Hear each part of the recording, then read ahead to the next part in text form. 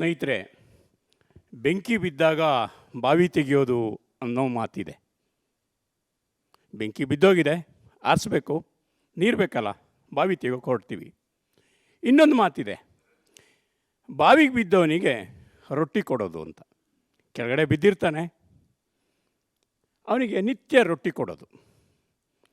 ಅಭಿವೃದ್ಧಿಯ ಆಟ ಹೀಗೆ ಸಾಗಿದೆ. ಅನೇಕ ಬಡವರು ಈ ಅಭಿವೃದ್ಧಿಯ ಅಂಚಿನಲ್ಲಿ ನಡ್ಕೊಂಡು ಹೋಗ್ತಾರೆ, ಮಧ್ಯದಲ್ಲಿ ಬರೋದೇ ಇಲ್ಲ.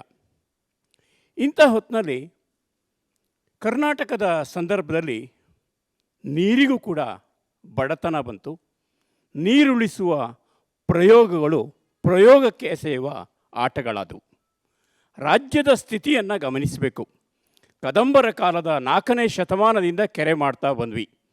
ಒಟ್ಟು ಲೆಕ್ಕದಲ್ಲಿ 39,173 ಕೆರೆಗಳಿದೆ ಅಂತ ದಾಖಲೆ ಇದೆ. 7 ಪ್ರಮುಖ ನದಿಗಳಿಂದ 3,472.5 TMC ನೀರಿದೆ ಅಂತ ಅಂಕಿ ಸಂಖ್ಯೆ ಹೇಳುತ್ತೆ. 19 ನದಿಗಳ ನೀರನ್ನು ಪರೀಕ್ಷೆ ಮಾಡಿ ನೋಡಿದರೆ ಯಾವುದೂ ನೇರವಾಗಿ ಕುಡಿಯೋಕೆ ಬರೋಲ್ಲ ಅನ್ನೋದು ಇವತ್ತಿನ ಕತೆ. ಜೋರಾಗಿ ಬರಗಾಲ ಬಂದದ್ದು 2015ನೇ ಇಸ್ವಿನಲ್ಲಿ. 2015-16 ಬರಗಾಲ ನೋಡೋದಕ್ಕೆ ಇಡೀ ರಾಜ್ಯ ಓಡಾಡಿದಾಗ ಕಂಡಿದ್ದು ಗುಲ್ಬರ್ಗಾದ ಆಳಂದದಲ್ಲಿ ಬುಟ್ಟಿಯಲ್ಲಿ ನಿಂತು ಸ್ನಾನ ಮಾಡ್ತಾಯಿದ್ರು. ಯಾಕೆ ಅಂದರೆ ಆ ಸ್ನಾನದ ನೀರನ್ನು ಹಿಡ್ಕೊಂಡು ದನಕರು ಬದುಕಿಸೋದಕ್ಕೆ ಪ್ರಯತ್ನ ನಡೀತಾ ಇತ್ತು. ಸವಣೂರಿಂದ 28 ಕಿಲೋಮೀಟ್ರ್ ದೂರಕ್ಕೆ ಬಿಂದಿಗೆ ನೀರನ್ನು 5 ರೂಪಾಯಿ ಕೊಟ್ಟು ಒಯ್ತಾಯಿದ್ರು. ಯಾಕೆಂದರೆ ಕುಡಿಯೋದಕ್ಕೆ ನೀರು ಬೇಕಾಗಿತ್ತು. ಕರ್ನಾಟಕದ ಇಷ್ಟೆಲ್ಲ ಸ್ಥಿತಿ ಇರುವ ಕರ್ನಾಟಕದಲ್ಲಿ ಏನಿತ್ತಪ್ಪ ನೀರಿನ ಬಗ್ಗೆ ಅಂದರೆ 39,173 ಕೆರೆಗಳಿದೆ. ವಿಕೇಂದ್ರೀಕೃತ ನೀರಾವರಿಯ ಅತ್ಯುತ್ತಮ ವ್ಯವಸ್ಥೆಗಳಿಗೆ ಕರ್ನಾಟಕ ಹೆಸರಾಗಿದೆ. ಡೌಗಿ ಬರ ಬಂದಿತ್ತು, ಅಂದರೆ ತಲೆಬುರುಡೆ ಬರ ಬಂದಿತ್ತು ಒಂದು ಕಾಲದಲ್ಲಿ. ಹತ್ತಿ ಬರ ಅಂತ, ಹತ್ತಿ ಬೆಳೆಯೋಕೆ ಹೋಗಿ ಆಹಾರ ಧಾನ್ಯದ ಕೊರತೆಯಾದ ಬರ ಬಂದಿತ್ತು. ಬರ್ಸಾತ್ ಬರ ಅಂತ 72ರಲ್ಲಿ ಬಂದ ಬರಗಾಲ ರಾಜ್ಯವನ್ನು ತಲ್ಲಣಗೊಳಿಸಿತ್ತು. ಇದಾದ ನಂತರ 2015-16ರಲ್ಲಿ ಒಂದು ಬರಗಾಲ ಬಂತು. ಅದು 18ವರೆಗೂ ಮುಂದುವರಿತು. ಹಾಗಾಗಿ ಮೊದಲ ವರ್ಷದಲ್ಲಿ ಕೆಲವು ತಾಲೂಕುಗಳು ಬರಪೀಡಿತ ಅಂತ ಘೋಷಣೆ ಮಾಡಿದ್ರೆ ಅದು ಬೆಳೀತಾ ಬೆಳೀತಾ ಬೆಳೀತಾ ಹೋಗಿ 185ಕ್ಕೂ ಹೆಚ್ಚು ತಾಲೂಕುಗಳು ಬರಪೀಡಿತ ಅಂತ ಘೋಷಣೆ ಮಾಡ್ತಾ ಮಾಡ್ತಾ ಮಾಡ್ತಾ ನಾವು ಹೋಗ್ತಾ ಇದ್ವಿ.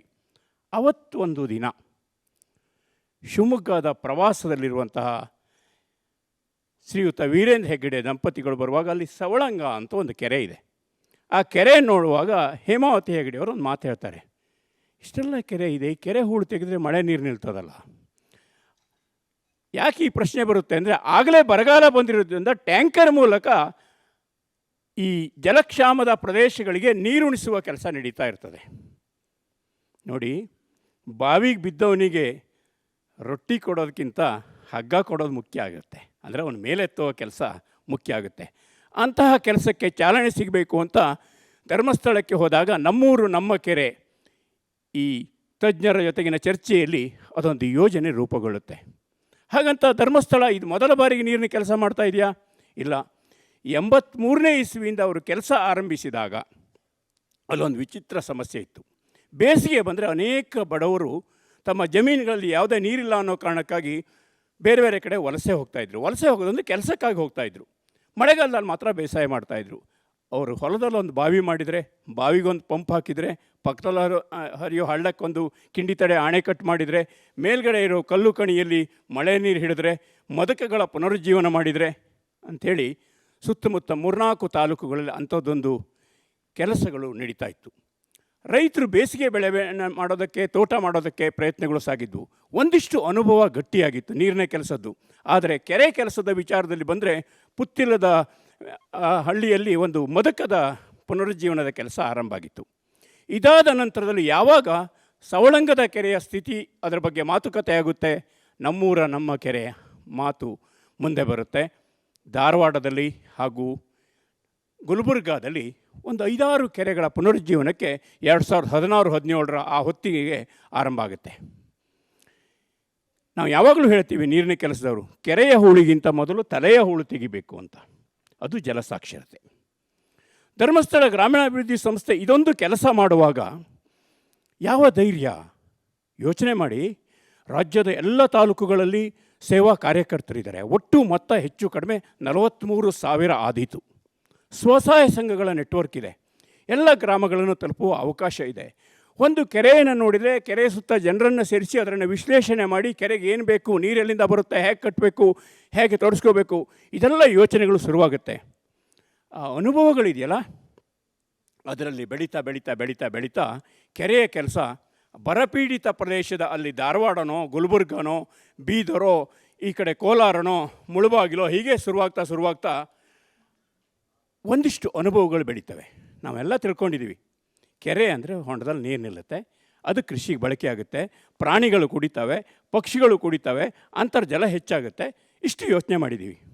ಕೆರೆ ಅಂದರೆ ಇಷ್ಟೇ ಅಲ್ಲ, ಪ್ರತಿ ತಾಲೂಕಿನ ಕೆರೆಗಳಿಗೂ ವಿನ್ಯಾಸ ಬೇರೆ ಬೇರೆ ರೀತಿ ಇದೆ. ಅವರು ಅಲ್ಲಿ ಬರುವ ಮಳೆಯ ಸ್ವರೂಪ ಬೇರೆ ಬೇರೆ ಥರ ಇದೆ, ಮಣ್ಣಿನ ಸ್ವರೂಪ ಬೇರೆ ಥರ ಇದೆ, ಕರಾವಳಿಯಲ್ಲಿ ಬೇರೆ, ಕಣಿವೆಯಲ್ಲಿ ಬೇರೆ, ಆ ಕಡೆ ಬೀದರ್ ಪ್ರದೇಶದಲ್ಲಿ ಬೇರೆ, ಏನು ಎರೆಸೀಮೆಯಲ್ಲಿ ಬೇರೆ, ಎಲ್ಲ ಕಡೆ ಬೇರೆ ಬೇರೆ ಇದೆ. ಧರ್ಮಸ್ಥಳ ಸಂಸ್ಥೆ ಕೆರೆ ಮಾಡೋಕ್ಕೆ ಹೊರಟಾಗ ಅನುಭವ ಪಕ್ವವಾಗಿರಲಿಲ್ಲ. ಆರಂಭದ ಪ್ರಯೋಗದ ಪಾಠಗಳು ಬೆಳೀತಾ ಬೆಳೀತಾ ಬೆಳೀತಾ ಹೋದಾಗ ಆಶ್ಚರ್ಯ ಅನಿಸುತ್ತೆ. ಕೆರೆಗೆ ಎಷ್ಟು ದುಡ್ಡು ಬೇಕು, ಒಂದು ಕೆರೆ ಮಾಡೋದ್ರೆ ಎಷ್ಟು ಹಣ ಬೇಕು? ನಾವು ಬೇರೆ ಬೇರೆ ಲೆಕ್ಕದಲ್ಲಿ ನೋಡ್ತೀವಿ, ಕೋಟ್ಯಾಂತರ ರೂಪಾಯಿ ಬೇಕು. ಹೂಳು ತೆಗೆಯೋದು ಒಂದು ದೊಡ್ಡ ಕೆಲಸ, ಸಾಹಸದ ಕೆಲಸ, ಇದೆಲ್ಲ ಯೋಚನೆ ಮಾಡ್ತೀವಿ. ವಿಕೇಂದ್ರೀಕೃತ ನೀರಾವರಿ ಯೋಜನೆ ಅನ್ನೋದು ಇದೆಯಲ್ಲ, ಬಿದ್ದ ಹನಿಯನ್ನು ಬಿದ್ದಲ್ಲೇ ಉಳಿಸೋದು, ಇದು ಸರಳ ಕೆಲಸ ಅಲ್ಲ. ಸಣ್ಣ ಸಣ್ಣ ಕೆರೆಗಳ ಮೂಲಕವಾಗಿ ಇಡೀ ಪ್ರದೇಶಗಳಲ್ಲಿ ಅಂತರ್ಜಲ ಹೆಚ್ಚುವಂಥ ಕೆಲಸ. ಇದರ ತಜ್ಞರು ಯಾರಾಗಿದ್ದರು ಅಂದರೆ ನಮ್ಮ ಹಳ್ಳಿಯವರೇ ತಜ್ಞರಾಗಿದ್ದರು. ಇಷ್ಟು ಕಾಲದ ಕೆರೆ ಅಥವಾ ನೀರಾವರಿಯ ಕೆಲಸಗಳಲ್ಲಿ ನಾವು ಹಳ್ಳಿಯವರನ್ನು ಕೇಳಿರಲೇ ಇಲ್ಲ. ಸುಮ್ಮನೆ ಹೇಳ್ತಾ ಇದ್ವಿ ಅಷ್ಟೇ. ಯಾವಾಗ ಧರ್ಮಸ್ಥಳ ಸಂಸ್ಥೆ ಕೆರೆ ಮಾಡಬೇಕಾಯ್ತೋ ಕೆರೆ ಸಮಿತಿಯನ್ನು ಮಾಡಿ ಊರಿನ ಹಿರಿಯರನ್ನು, ತಜ್ಞರನ್ನು ಎಲ್ಲ ಕೆರೆ ದಂಡೆಯಲ್ಲಿ ಸೇರಿಸಿ ಯಾವ ಕಳೆ ಬೆಳೆದಿದೆ, ಇದರ ಮಣ್ಣು ಸ್ವರೂಪ ಹೇಗಿದೆ, ಮಳೆ ಎಷ್ಟು ಬರುತ್ತೆ, ಕೆರೆ ಯಾವಾಗ ತುಂಬುತ್ತೆ, ಕೆರೆ ನೀರಿಂದ ಏನಾಗುತ್ತೆ, ಎಷ್ಟು ಬಾವಿ ಒಣಗಿ ಹೋಗಿದೆ, ಇದೆಲ್ಲ ಮಾಹಿತಿಗಳು ಸಂಗ್ರಹ ಆದವು. ಆಶ್ಚರ್ಯಕರ ಸಂಗತಿ ಅಂತಂದರೆ, ಇವತ್ತು ಕರ್ನಾಟಕದಲ್ಲಿ 889 ಕೆರೆಗಳನ್ನು ಹೂಳೆತ್ತುವ ಕೆಲಸವನ್ನು ಧರ್ಮಸ್ಥಳ ಸಂಸ್ಥೆ ಎಷ್ಟು ಕೋಟಿ ರೂಪಾಯಿಯಲ್ಲಿ ಮಾಡಿರ್ಬೋದು, ಎಷ್ಟು ಸಾವಿರ ಕೋಟಿ ರೂಪಾಯಿ ಆಗಿರ್ಬೋದು. ಯೋಚನೆ ಮಾಡಿ. ಆ ಥರದ್ದೇನೂ ಆಗಿಲ್ಲ. ಬರೀ 59 ಕೋಟಿ ರೂಪಾಯಿ ಮಾತ್ರ ಇದಕ್ಕೆ ವೆಚ್ಚ ಆಗಿದೆ. ನಾನು ಯಾಕೆ ಇದನ್ನು ಹೇಳ್ತೀನಿ ಅಂತಂದರೆ, ಪ್ರತಿ ಕೆರೆಯ ಕೆಲಸವನ್ನು ನೋಡ್ತಾ ಹೋದರೆ ಗೊತ್ತಾಗುತ್ತೆ. ನಾನು ಹೆಚ್ಚು ಕಡಿಮೆ ಬೀದರ್ನಿಂದ ಚಾಮರಾಜನಗರದ ಕೊಳ್ಳೇಗಾಲದ ಕೋಟೆ ಕೆರೆಯ ತನಕ, ಬೀದರ್ನ ಅಲಿಯಂಬರ್ ಕೆರೆಯಿಂದ ಚಾಮರಾಜನಗರದ ಕೊಳ್ಳೇಗಾಲದ ಕೋಟೆ ಕೆರೆ ತನಕ 8,000 ಕೆರೆಯನ್ನು 8-9 ತಿಂಗಳಲ್ಲಿ ಓಡಾಡಿದವನು. ಧರ್ಮಸ್ಥಳ ಸಂಸ್ಥೆ ಮಾಡಿದ ಈ 889 ಕೆರೆಗಳಲ್ಲಿ ಹೆಚ್ಚು ಕಡಿಮೆ 300ಕ್ಕೂ ಹೆಚ್ಚು ಕೆರೆಗಳನ್ನು ಸ್ವತಃ ನೋಡಿದವನು. ಕೆರೆ ಕೆಲಸಕ್ಕೆ ಎಷ್ಟು ದುಡ್ಡು ಖರ್ಚಾಗ್ಬೋದು ಲೆಕ್ಕ ನೋಡಿದರೆ, ಇವತ್ತು ಆಶ್ಚರ್ಯಕರ ಸಂಗತಿ ಹೇಳ್ತಾರೆ. 1 ಎಕರೆ ಪ್ರದೇಶದಲ್ಲಿ 1 ಮೀಟರ್ ಆಳ ಹೂಳು ತೆಗೆದರೆ 446 ಕ್ಯೂಬಿಕ್ ಮೀಟರ್ ಹೂಳಾಗುತ್ತೆ. 1 ಕ್ಯೂಬಿಕ್ ಮೀಟ್ರಿಗೆ 25 ರೂಪಾಯಿ ಖರ್ಚಾಗುತ್ತೆ ತೆಗೆಯೋದಕ್ಕೆ. ಆಶ್ಚರ್ಯ. ಅತ್ಯಂತ ಕಡಿಮೆ ವೆಚ್ಚದಲ್ಲಿ ಜನ ಸಹಭಾಗಿತ್ವ ಅಂದ್ರೇನು? ಅವ್ರೇನು ಹಣ ಕೊಡಬೇಕಾ? ಇಲ್ಲ, ಸಮಯ ಕೊಡ್ತಾರೆ, ನಿಂತ್ಕೋತಾರೆ, ಆ ಹೂಳನ್ನು ಹೊಲಕ್ಕೆ ಹಾಕೋತಾರೆ, ಹೂಳು ಫಲವತ್ತಾಗಿದೆ, ಕೃಷಿ ಭೂಮಿಯಲ್ಲಿ ಬದಲಾವಣೆ ಆಗುತ್ತೆ. ಆಮೇಲೆ ಅಲ್ಲಿ ಅರಣ್ಯೀಕರಣದಲ್ಲಿ ತೊಡಗಿಸ್ಕೋತಾರೆ, ಕೆರೆ ಮುಂದೆ ಹಾಳಾಗದಾಗೆ, ಕಳೆ ಬೆಳೆಯೋದಾಗೆ ನೋಡ್ಕೋತಾರೆ. ನಮ್ಮೂರು ನಮ್ಮ ಕೆರೆ ಅಂತ ಅನಿಸುತ್ತೆ. ಸಮುದಾಯದ ಕೆರೆ ಆಗುತ್ತೆ. ಸರ್ಕಾರಿ ಕೆರೆಯನ್ನು ಸಮುದಾಯದ ಕೆರೆ ಮಾಡುವ ಪರಿವರ್ತನೆ ಇದೆಯಲ್ಲ, ಇದು ದೊಡ್ಡ ಕೆಲಸ ನಡೀತು. ನಿಮಗೆ ಕಳೆದ ವರ್ಷ ಒಂದು ಬರಗಾಲ ಬಂತು, ಸಣ್ಣ ಬರ. ನಾನು ಸ್ನೇಹಿತರ ಹತ್ರ ಕೇಳ್ತಾ ಇದ್ದೆ, ಧರ್ಮಸ್ಥಳ ಸಂಸ್ಥೆ ಕೆಲಸ ಮಾಡೋ ಸ್ನೇಹಿತರ ಹತ್ರ ಕೇಳ್ತಾ ಇದ್ದೆ, ಎಷ್ಟು ಕೆರೆಯಲ್ಲಿ ನೀರಿದೆ? 331 ಕೆರೆಯಲ್ಲಿ ನೀರಿದೆ ಸರ್. ಯಾವ ಸರ್ಕಾರಿ ಇಲಾಖೆಗಳಲ್ಲೋ ಮತ್ತೆಲ್ಲೋ ಕೇಳಲಿಕ್ಕೆ ಸಾಧ್ಯವೇ ಇಲ್ಲ ನಿಮಗೆ ಇದನ್ನು ಮಾಹಿತಿಯನ್ನು.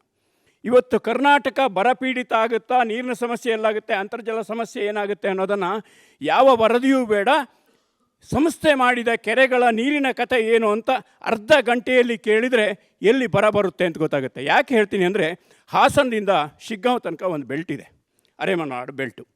ಆ ಬೆಲ್ಟಿನ ಕೆರೆಗಳು ತುಂಬೋದು ಆಗಸ್ಟ್ ತಿಂಗಳಲ್ಲಿ ಆ ಕೆರೆ ತುಂಬಿಲ್ಲ ಅಂದರೆ ಅವತ್ತು ಬರಗಾಲ ಬರುತ್ತೆ ಅಂತ. ಬೇಸಾಯ ಹಿಂಗಾರಿ ಮುಂಗಾರಿಯಲ್ಲಿರುತ್ತೆ, ಹಿಂಗಾರಿ ಕೈ ಕೊಡ್ತಾ ಮುಂಗಾರಿ ಕೈ ಕೊಡ್ತಾ ಅಂತ. ಹವಾಮಾನ ಬದಲಾವಣೆ ಇದೆ, ಯಾವಾಗ ಬೇಕಾದ್ರೂ ಮಳೆ ಬರ್ಬೋದು. ಇಂತಹ ಹೊತ್ತಿನಲ್ಲಿ ಈ ಕೆರೆಗಳು ತುಂಬಿದೆಯೋ ಇಲ್ಲೋ ಇದನ್ನು ಕೇಳೋರು ಯಾರು? ನೆಟ್ವರ್ಕ್ ಎಲ್ಲಿದೆ?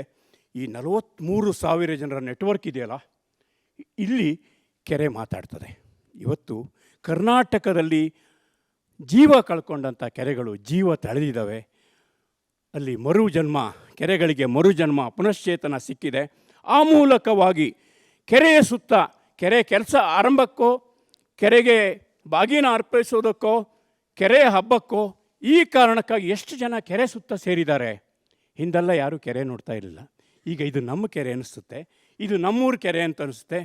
ಈಗ ಹಾಗಾಗಿ ಧರ್ಮಸ್ಥಳ ಸಂಸ್ಥೆ ಮೊದಲ ಸಂದರ್ಭದಲ್ಲಿ ಕೆರೆ ಮಾಡುವಾಗ 5-6 ಕೆರೆ ಮಾಡುವಾಗ ಯಾರೂ ಈ ಕೆರೆ ಬಗ್ಗೆ ಗಮನ ಕೊಟ್ಟಿರಲಿಲ್ಲ. ಈಗ ಕೆರೆಯ ಅರ್ಜಿ ಎಷ್ಟು ಬರುತ್ತೆ ಅಂತ ನೋಡಿದ್ರೆ ಸರ್ಕಾರಿ ಅಧಿಕಾರಿಗಳು, ಪಂಚಾಯತ್ ಅಧಿಕಾರಿಗಳಿದಾರಲ್ಲ, ನಮ್ಮ ಪಂಚಾಯತಲ್ಲಿ ಇನ್ನೂ 5 ಕೆರೆ ಮಾಡಿ, ನಮ್ಮ ಪಂಚಾಯತಲ್ಲಿ 4 ಕೆರೆ ಮಾಡಿ. ಯಾಕೆ ಹೇಳ್ತಾರೆ ಅಂದರೆ ಕರ್ನಾಟಕದ ಪಂಚಾಯತ್ ಆದಾಯಗಳು ಟ್ಯಾಂಕರ್ ನೀರು ಪೂರೈಕೆಗೆ ಖರ್ಚಾಗುವ ಕಾಲದಲ್ಲಿ ಕಣ್ಣು ತೆರೆಸುವ ದೊಡ್ಡ ಕೆಲಸ ನಡೆದಿದೆ.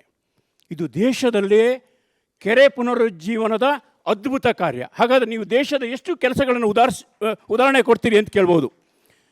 1866ನೇ ಇಸ್ವಿನಲ್ಲಿ ಮೇಜರ್ ಸ್ಯಾಂಕಿ ಅಂತ ಮೈಸೂರು ಸೀಮೆಯ ಮುಖ್ಯ ಇಂಜಿನಿಯರ್ ಆಗಿದ್ದಂತಹ ಮೇಜರ್ ಸ್ಯಾಂಕಿ ಮೈಲಿಗೊಂದು ಕೆರೆ ಇರುವಂಥ ಈ ಪ್ರದೇಶಗಳಲ್ಲಿ 19,223 ಕೆರೆಗಳ ಹೂಳು ತೆಗೆಯೋದಕ್ಕೆ 43 ಲಕ್ಷ ರೂಪಾಯಿಯ ಯೋಜನೆ ಮಾಡಿರ್ತಾರೆ.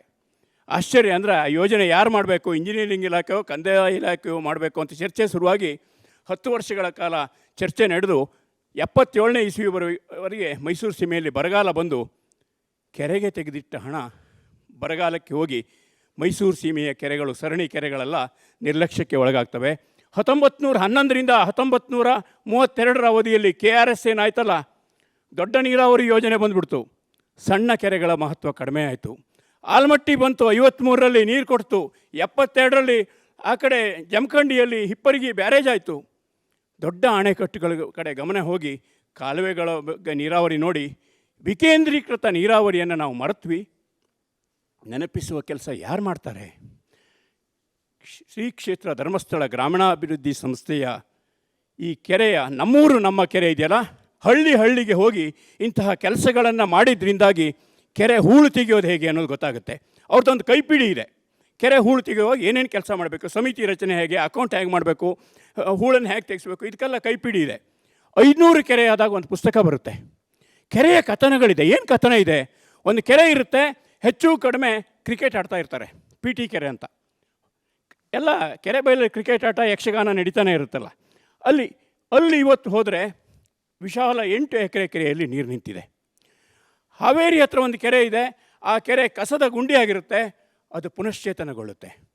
ಪ್ರತಿ ಕೆರೆಯಲ್ಲಿ, ಅದು ಕೋಲಾರದಿಂದ ಹಿಡಿದು ಕರ್ನಾಟಕದ ಬೇರೆ ಬೇರೆ ಕಡೆ ಇಂತಹ ಕಥನಗಳಿದ್ದಾವೆ. ಡಂಗೂರು ಕೆರೆಯಲ್ಲಿ 8 ಕಿಲೋಮೀಟರ್ ದೂರಲ್ಲಿ ಯಾವುದೋ ವರದಾ ನದಿಯ ನೀರು ಹರಿತಾ ಇರುತ್ತೆ. ಆ ನೀರಿಗೆ ಅಲ್ಲಿಂದ ಪೈಪ್ ಜೋಡಿಸಿ ಕೆರೆ ತುಂಬಿಸುವಂಥ ಕೆಲಸ ನಡೀತೆ. ಇದರಿಂದ ಏನಾಯಿತು? ಸುಮಾರು 3 ಲಕ್ಷಕ್ಕೂ ಹೆಚ್ಚು ಎಕರೆ ಕೃಷಿ ಭೂಮಿಗೆ ಅನುಕೂಲ ಆಯಿತು. ಬಹುವಾರ್ಷಿಕ ತೋಟಗಾರಿಕಾ ಬೆಳೆಗಳು ನಿಂತು, ಯಾವಾಗ ತೋಟಗಾರಿಕಾ ಬೆಳೆ ಬಂತಲ್ಲ ವಲಸೆ ಹೋಗೋದು ನಿಲ್ಲುತ್ತೆ. ಯಾಕೆಂದರೆ ತೆಂಗು ಅಡಿಕೆ ನೆಟ್ಟವನು ಊರು ಬಿಟ್ಟು ಹೋಗೋದಿಲ್ಲ, ಒಣ ಬೇಸಾಯದವನು ಹೋಗ್ಬಿಡ್ತಾನೆ. ಕರ್ನಾಟಕದಲ್ಲಿ ಇದೊಂದು ದೊಡ್ಡ ಬದಲಾವಣೆ ಆಯಿತು. ಸಣ್ಣ ಕೆರೆಯ ದೊಡ್ಡ ಲಾಭ ಏನು ಅನ್ನೋದನ್ನು ತೋರಿಸೋದಕ್ಕೆ ಧರ್ಮಸ್ಥಳ ಗ್ರಾಮೀಣಾಭಿವೃದ್ಧಿ ಸಂಸ್ಥೆ ಮುಂದಾಯಿತು. ಆರಂಭದಲ್ಲಿ ಒಬ್ಬ ಇಂಜಿನಿಯರ್ನ ಇಟ್ಕೊಂಡಿದ್ದು ಇವತ್ತು 6-7 ಇಂಜಿನಿಯರ್ಗಳು ಕೆರೆ ಇಂಜಿನಿಯರ್ ಇದ್ದಾರೆ. ಅವರು ಖಚಿತವಾಗಿ ಹೇಳ್ತಾರೆ ಇಂತಿಷ್ಟು ಎಕರೆ ಕೆರೆ ಇಂತಿಷ್ಟು ವೆಚ್ಚ ಆಗುತ್ತೆ ಅಂತ. ಯಾವ ಕೋಟಿ ರೂಪಾಯಿ ಬೇಡ, ಜನರ ಮನಸ್ಸನ್ನು ಪರಸ್ಪರ ಜೋಡಿಸಿ ಎಷ್ಟು ಹಗುರವಾಗಿ ಕೆಲಸ ಮಾಡಿದರು ಅಂತಂದರೆ, ಇವರು ಏನು ವಿನಿಯೋಗಿಸ್ತಾರೆ 60-50 ಕೋಟಿ ರೂಪಾಯಿನ, ಅಷ್ಟೇ ಹಣವನ್ನು ಸೇವಾ ರೂಪದಲ್ಲಿ ಜನ ವಿನಿಯೋಗಿಸ್ತಾರೆ. ಆಗಬೇಕಾದ ನೀರಿನ ಕೆಲಸ ಇಷ್ಟೇ, ಇದು ನಮ್ಮದು ಅಂತ ಆಗಬೇಕು. ಅಂತರ್ಜಲ ದೊಡ್ಡ ಸಂಖ್ಯೆಯಲ್ಲಿ, ಸಾವಿರಾರು ಸಂಖ್ಯೆಯಲ್ಲಿ, ಏನು ಆನೇಕಲ್ಲಲ್ಲಿ 32 ಎಕರೆ ಒಂದು ಕೆರೆ ಮಾಡಿದ್ರಿಂದ 1500 ಕೊಳವೆ ಬಾವಿಗಳಿಗೆ ಮರುಜನ್ಮ ಆಗ್ತದೆ. ಸುತ್ತಲಿನ ಪ್ರದೇಶದಲ್ಲಿ ಅಂತರ್ಜಲ ಏರ್ತದೆ, ತೆರೆದ ಬಾವಿಗಳಲ್ಲಿ ನೀರಾಗ್ತದೆ.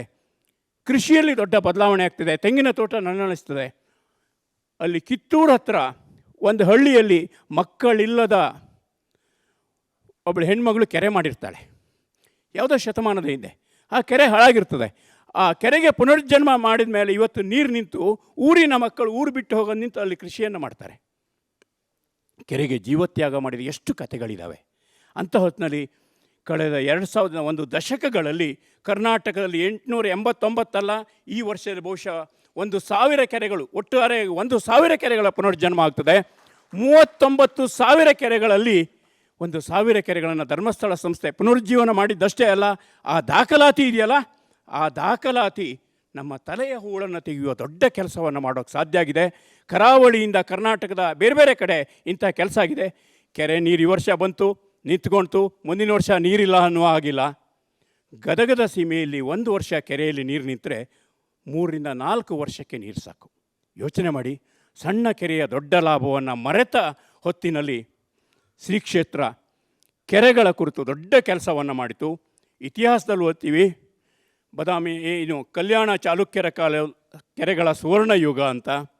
ಇವತ್ತು ಹೊಸದೊಂದು ಜಲ ಸಂರಕ್ಷಣೆಯ ಸುವರ್ಣಯುಗ ಆರಂಭಿಸಿದ ಶ್ರೇಯಸ್ಸು ಧರ್ಮಸ್ಥಳಕ್ಕೆ ತಲುಪ್ತದೆ. ನೀರಿನಿಂದ ನೇಮ ಜಾಸ್ತಿ ಅಂತ ಹೇಳ್ತೀವಿ. ಅನೇಕ ಧಾರ್ಮಿಕ ಕಾರ್ಯಕ್ರಮಗಳು ಮತ್ತೊಂದು ಇದಲ್ಲ. ಹೇಗೆ ಒಂದು ಕೆರೆಯ ಸುತ್ತ ಇರ್ತವೋ ಹಾಗೆ ಒಂದೇ ಕೆರೆಯ ಸುತ್ತ ಎಲ್ಲರೂ ನಿಂತು ನೋಡಿದ್ದೀವಿ. ಈ ಮೂಲಕವಾಗಿ ನೀರಿದ್ದರೆ ನಾವು ಅನ್ನೋದು ಅರ್ಥ ಆಗಿದೆ.